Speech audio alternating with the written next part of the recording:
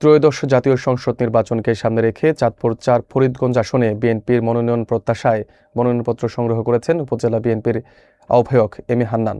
দীর্ঘদিন মাঠ পর্যায়ে দলের হয়ে কাজ করা এই নেতার মনোনয়ন সংগ্রহকে ঘিরে নেতাকর্মীদের মধ্যে ব্যাপক আগ্রহ দেখা গেছে।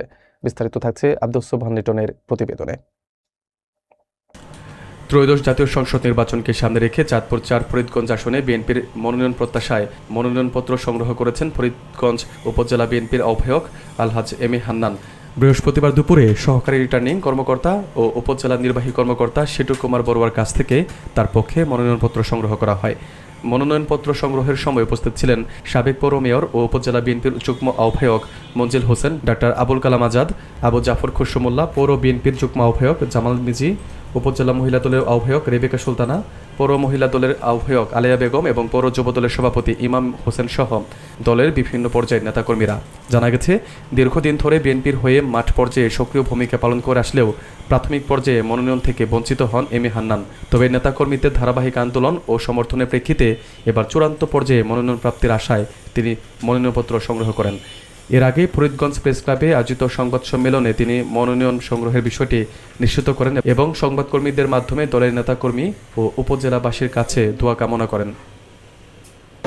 আমি ফরিদগঞ্জে সামাজিক কর্মকাণ্ড করি এবং এক সময় বিএনপির রাজনীতির সাথে সংযুক্ত হয়ে যাই। যদিও আমি 1978 সালে থেকে আমি বাংলাদেশ জাতীয়তাবাদী ছাত্র দলের সাথে সংযুক্ত ছিলাম। আমি আজকে আপনাদের এবং বিশেষ করে সাংবাদিক ভাইদের দোয়া নিয়ে আমি বাংলাদেশ জাতীয়তাবাদী দল থেকে মনোনয়নপত্র কেনার জন্য, ক্রয় করার জন্য এখানে এসেছি।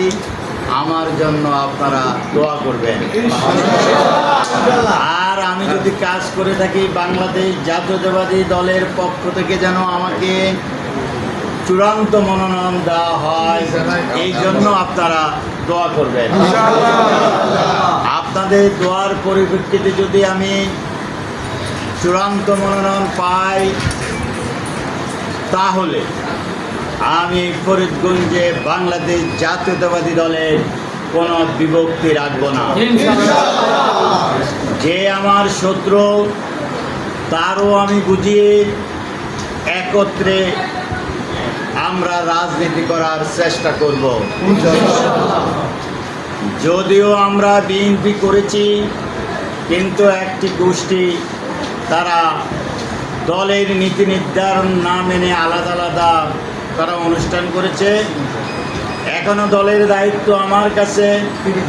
আমি আহ্বান করব ওনারা সবাই একত্রিত হয়ে যেন রাজনীতি করে এবং এই একত্রে রাজনীতি করার আহ্বান জানিয়ে আমি আমার বক্তব্য শেষ করছি। খোদা হাফেজ।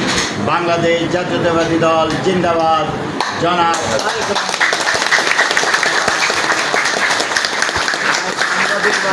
বলবো, এটা স্বাধীনতার মাস, যেই বিজয়ের মাস, যেই বিজয় মুক্তিযোদ্ধারা ছিনিয়ে এনেছিল তাদের বুকের তাজা রক্তের বিনিময়ে, এবং যারা আত্মাহুতি দিয়েছে তাদের রুহের মাগফিরাত আমি কামনা করছি।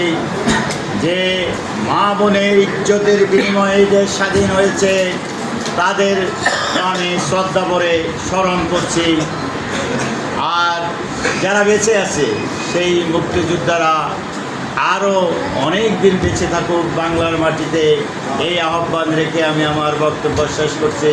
খোদা হাফেজ। বাংলাদেশ জিন্দাবাদ।